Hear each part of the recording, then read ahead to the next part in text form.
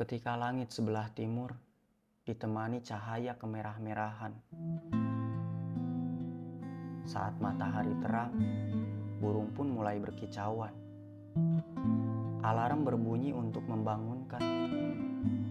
Mataku mulai terbuka, memandang sudut jendela disinari cahaya. Perlahan aku bernafas dengan panjang, berpikir dengan dua pilihan. Antara bangkit untuk mencapai suatu impian, atau lanjut berbaring dalam zona nyaman. Hanya karena keadaan yang memaksaku untuk terus bertahan dan berjuang. Rasanya ingin merubah sebuah kehidupan yang selama ini aku lakukan. Aku hanya tidak ingin diacuhkan, disepelekan oleh orang-orang karena keadaan dan kekurangan. Dan rasanya sudah bosan menjalani keseharian, harus membedakan kemauan dan kemampuan.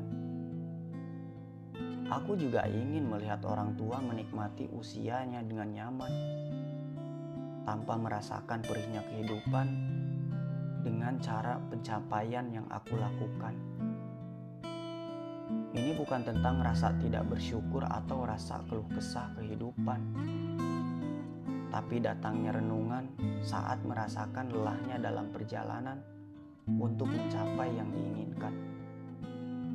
Aku tidak bisa menghitung pukulan batu yang aku pecahkan.